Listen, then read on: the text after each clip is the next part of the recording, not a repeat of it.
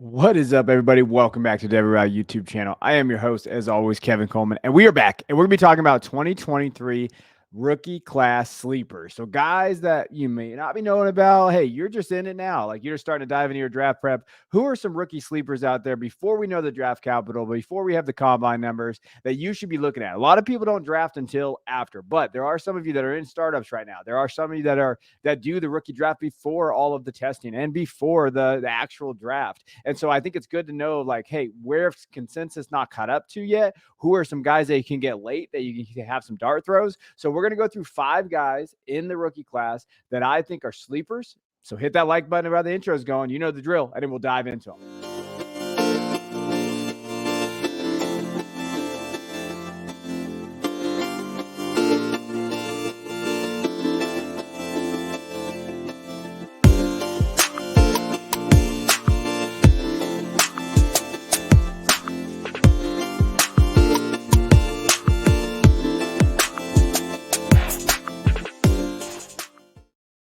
All right, let's dive in. So I want to just know, like, I've been doing mock drafts for literally probably 3 straight weeks. Every day on my Twitter account at DuBois_22. When I put my kids down, we kind of watch. We do a couple of things. We do a draft together, and they love it, and I do it too because I can give you guys content. You can go there. So if you follow me and you keep me notifications on, you can probably hop in these. And this is where that value as ADP is coming from. So I have all this ADP. I've been going through guys that are in the 3rd or 4th round for your sleepers and who you could be looking at right now. And there's a guy consistently going in the late 3rd and 4th round that I think is the best value. And the first guy we're going to pop off is Eric Gray. And Eric Gray is, again, I know that people kind of are down on Eric Gray after his junior season. And so was I. I was never really a big Eric Gray fan. When he transferred to Oklahoma last year, I was actually one of the naysayers. I said, hey, don't draft him. He's going to get drafted way too high. He's not running back 3. And now this is me telling you that he's probably a freaking value right now. Christian did a great breakdown on him in terms of his profile. So if you want to go check that out, it's a little longer.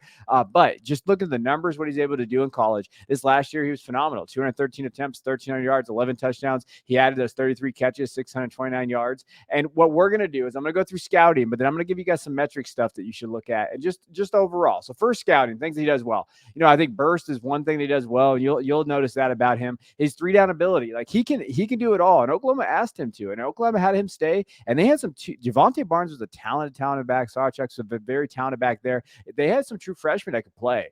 And you know what? Eric Gray held him off. And so I think that's something also to note when you're looking at his profile. He has that 3-down ability. He shows he can catch the ball. Like he did everything he should have done. If he would have done this last year as a junior, he would have been probably the number 3 back in this class. And that's just the reality. Now he's in this class, which is loaded, and he's gotten shifted down a little bit. But I don't know necessarily think that's fair. He's got good long speed. He can take those things to the house. You've seen that. I think the weaknesses that I think are highlighted, especially in his all 22. So I've watched like 3 of his games so far in all 22. Vision for one, patience for another one. So like I think he struggles sometimes with the vision and seeing open holes. And there's a reason why his profile and why he's going in the late 4th. These are guys that are sleepers, but also, they're value shots here. Patience too. Sometimes he doesn't. I think that goes along with vision. Sometimes he just hits the back of his guys. Contact balance is another one. He doesn't break a lot of tackles to where he can get hit, keep moving. Once he's hit, he tends to get down. And so there's question marks in those things. Now, when we're looking at the numbers, what I did, so here's the dominator rating, and there's really 2 things to look at with running backs that we're going to kind of into. So here's the dominator rating. So what I did is I took like the consensus guys, some guys that are kind of getting buzz around him. So you have Bijan and Gibbs, obviously. And then after that, it really comes down to just who do you like. But you'll see Spears is in there, Tank Bigsby, Jahmyr Gibbs, Zach Evans, Eric Gray. But then you're looking at his 4th year. So that's really where they played. So if you compare it over to like Gibbs and Tank and even Spears, Eric Gray's pretty close. Obviously, you want to see him get up there where Spears is at in his 4th year. And Bijan's just in a whole nother level of elite talent. But it's not like Gray is certainly down, right? So you see his junior year, yeah, he didn't have a great year. But look at his sophomore year. He competed right there with Bijan. Right. So when you're looking at just the dominator rating, hey, he's right there. Now, when you're looking at experience adjusted yards per team play, Eric Gray is again right there. And if you look at his sophomore year, he was there. So from an analytical perspective and from a scouting perspective and from a production perspective, I don't know why he's still going in the 4th round. I think that he's a sleeper right now. He's a value. You can get him in a lot of different ways. Like I said, I just did a draft today at 401. That's where he went. that's a value that you're not really risking anything. And to be honest, when I'm looking at just the board overall, like I'm going to take a lot of those running backs in that fourth round just because of where the value is at. I'm not going to waste it on one of those guys, right? And in a dynasty startup that I've seen recently, Eric Gray went in the 15th round. I'll take that value. That's where I'm going to be at. Now, another running back we're going to stay over. We're going to stay in Georgia. We're going to go there. Kenny McIntosh. Hey, overall, you'll see his senior year. That's really what you got to look at. 150 attempts, 829 yards, 10 touchdowns. Then he had caught 43 balls, 504 yards, and 2 touchdowns. Kenny's value is that receptions. Now, he did measure in at 210, which you like to see at the Senior Bowl, so we saw that. But his value is going to be his ability to catch the ball. Like, that's where he really comes into play. And when you're looking at his ADP right now, he's really going in the third round. So basically, 307 is his ADP. So you're looking at the third round again, right? And again, this is what we're looking for. Now, as far as scouting wise for Kenny, hey, athleticism, he's got it. Hands. I mean, he's got legitimate receiver hands. Like, it's not just running back hands. He's got hands that receivers would die for. Some of these guys out here, Quentin Johnson would die for Kenny McIntosh's hands. Let's be real there. Burst in open space too. He can get in and out. Okay, he does that really well. Weaknesses, again, probably vision, decision making, and patience. Kind of similar to Eric Gray. I think that the vision thing and the decision making is just he hasn't had that. He didn't have those reps, right? So when we look back real quick and look, I mean, the most reps he had was his senior year, which you kind of normal for Georgia running backs, like we saw with Cook and all that. And again, what did they go and be moving forward, right? But again, those are where he at. Decision making, vision, patience. Yeah, he could do that, but again, that's because he's so quick. He just tries to get out and break them every time. That's something he's gonna have to adjust to. You could probably see him make those mistakes early on in the training camp, but he's gonna get better at those. Now, when we look at the dominated rate here, yeah, he does not test well on the dominator rate. So there's one thing to notice about him. He's going to kind of fall below that, but he's right there with Zach Evans. So technically, Zach Evans getting some running back 3 buzz. And it's, when you're looking at McIntosh's profile, like that's, you got to put the puzzle together, right? Now, the one thing I did want to highlight with him though, is his adjusted receiving yards per team pass attempt. Look at where he is at. He is above, basically right at where Jahmyr Gibbs is at, maybe a little higher than he was like his senior year. So this is the value. And even his junior year, he hit the metrics. So when we're looking at average running backs with that 2 NFL seasons and where he's at that top 12, 24 mark, that's what you like to see. Kenny's right there. So this is the value. This is his experience adjusted receiving yards per team pass attempt. I put Eric Gray in there too, because if you look at his sophomore year, like we just mentioned in his profile, you'll see him above Bijan, right? So Kenny's right there with Gibbs as a pass catcher. So again, value. If you're in a PPR league, Kenny could be a value moving forward in your leagues. Now, next guy, I want to go to wide receiver, Marvin Mims. So let's talk about Marvin. Obviously, the big play threat out of Oklahoma. He's been a pretty solid producer all 3 seasons, freshman year, sophomore year, junior year. On our Patreon, we did a breakdown of analytical. If you wanted, we did a 45-minute breakdown on Marvin Mims. I can't say our Patreon enough. We do a weekly podcast, me and Jay Stein. He breaks down analytical profiles of all these guys. And Marvin Mims is one of those guys that he's turned me around a little bit. So somebody on Twitter asked me about, like, well, why do you like him so much? It's like, well, I've been broken down analytically by him and they love him. And he's going in like the 3rd round, sometimes late 2nd, but usually 3rd. He's like your cheaper Zay and Josh Downs. Pretty much your cheaper Zay Flowers. Like, I love Zay, but Zay's going, he just went at the 112 in the draft. You can get Marvin Mims in the 3rd. He's your discount Zay. And I think then you go running back in the 1st, right? Now, when you're looking at his scouting, what he does well, he's speed. He's a big play guy. I mean, I think it was like all but 4 or 5 passes over 20 yards or under 20 yards at his junior season. So it's big guy there. Vertical threat's going to stretch the field.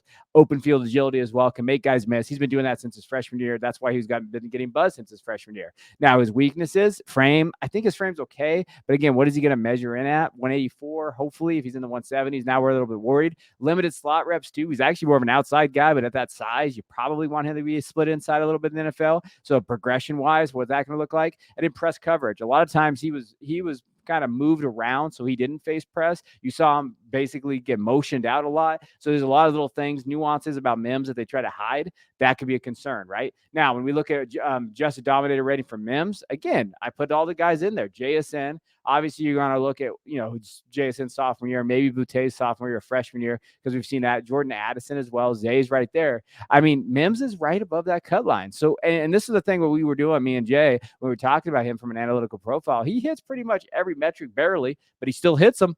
And other guys have not. Look at Downs, look at Addison, look at Kayshawn, look at JSN. Like, there are numbers. Zay's above him too. but this is why I kind of call him the discount Marvin Man or Zay Flowers, right? Now, when you're also looking at his experience adjusted receiving yards per team pass attempt, that's where he kind of shines. You'll see that here. I mean, he was the best, out of those guys. He was the best his third year of college. Second year and first year, Marvin Mims was that guy. You saw him play at Oklahoma. He was crushing it with Rattler and with Williams back there. I mean, they looked really, really good in terms of what they were trying to do. So again, that's where you see his value, right? That's where you're going to see his value with both those guys. He played with 3 different quarterbacks as well. So we're talking about Spencer Rattler, freshman year, right? Then we got Caleb Williams and Spencer Rattler, that mess. And then we had Gabriel. And so when you're looking at what he's able to do with 3 different quarterbacks and kind of the systems that he played in, 2 different head coaches, those type of things, you have to give him a shout out there. Now, next guy is Jaden Reed, 5'10", 191 is where he measured. That's a positive. So one thing I did not think he'd be is 191. He measured at 190, weighed in at 191. And the Senior Bowl, he's a big winner there. You saw his production kind of dip a little bit. He was injured, banged up, lower body injury in 2022, but his 2021 year was really good. He's an older prospect, though. So remember, 2018, he sat out for a year. He transferred to Michigan State. So that is one thing to note about his profile, that you're talking about an older guy. But, I mean, when you're looking at value, and again, like, just I can only reference the things that I have in terms of like, hey, where's he going? And he is not getting drafted in some of these rookie drafts still. Like, he just went undrafted in a draft that we did tonight. That is incredible value for a kid that I think is going to get drafted, pretty high draft capital. I was just on with Pro Football Network on our live show on our YouTube channel this last weekend. I would go check that out about the Senior Bowl. And he talked about Tommy Garrett, that he thinks he did enough to get day 2 capital. A day 2 guy not getting drafted right now.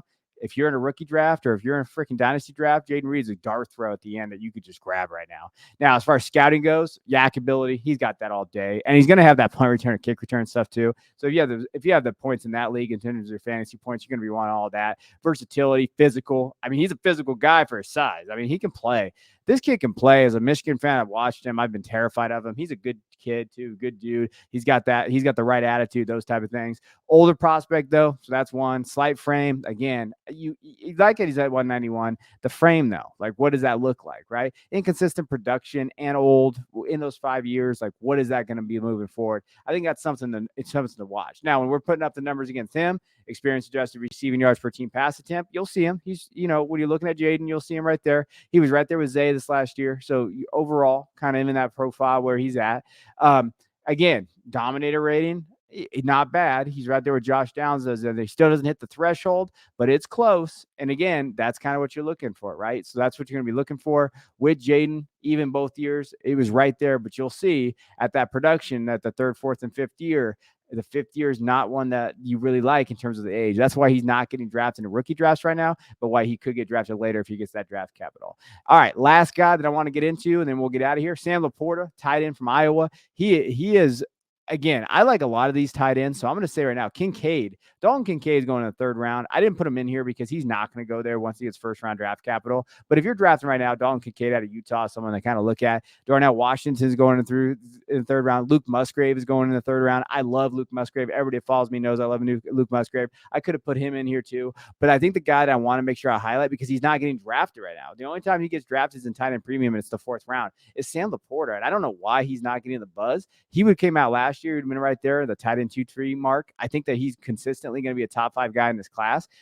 58 catches, 657 yards, and a touchdown in one of the worst passing offenses I've ever seen from Spencer Petras and the Iowa Hawkeyes. Scouting wise, he's a reliable man. He just catches freaking balls, and Iowa tight ends do this, right? He catches it. Good hands, catches it all over the place. Awareness, legitimately knows where to sit everywhere over the field. Zone, man, knows where to find his holes. And he did it all in a really bad offense. I think that's something to highlight. Blocking is a weakness. And I don't think it's that he doesn't know how to block or the strength. I think it's just technique. So when I was like highlighting him and did my big football guys profile on him, it's just technique. He got to learn that. Contested touch, too. I think he can get bodied a little bit in terms of bigger safeties, and then maybe some linebackers gets him off his routes a little bit. But he's a pure receiver, though. So when you're looking at it from a fantasy perspective, if you can get off field, you're happy, right? Now, here's an experience adjusted dominator rating. I put kind of the tight ends that are in this class that are considered maybe top 5. And you'll see Laporta right there. Look at him in that years out of high school with Kincaid and Musgrave. Laporta is right there, and he's above Kincaid again. And you see this. He hit that dominator rating every single year besides his freshman year. He's done it. And his junior year was even better. That's why I wanted to come out. I mean, he competed right there with Mayer. And then you're looking at his receiving yards per team pass attempt. He's hit the threshold every single time. So that's the average tight ends with the top 12 season. right there in the NFL, he's hit it. He's hit that threshold. Even his freshman year, he almost hit that threshold. So you're talking about a guy that's going to hit some analytical thresholds that is currently not getting drafted in your rookie drafts. Man, you need to get on that value and you need to just go out there and kind of grab these guys. And I really think that late tight end is the way to move this time in your rookie drafts. So I appreciate you guys tuning in, man. I love this stuff, especially this. Remember, there's no sleepers anymore. Like you type in 2023 rookie sleepers, everybody and their mama that has a YouTube channel has been talking about some of these guys. I think the one thing I wanted to highlight is give you kind of an analytical breakdown of where you're seeing these guys and also where the values are right now. So in terms of like rookie drafts coming forward, obviously, yeah, we're probably these guys won't be sleepers anymore. But if you're in dynasty mocks right now, if you're in some rookie or not dynasty, just startups or some rookie drafts right now, or anything of the combined, I think this is going to be helping you in terms of where you can perceive some value and maybe adjust your draft strategy. So I appreciate you guys. Hit that like button, hit that subscribe button. We'll see you later.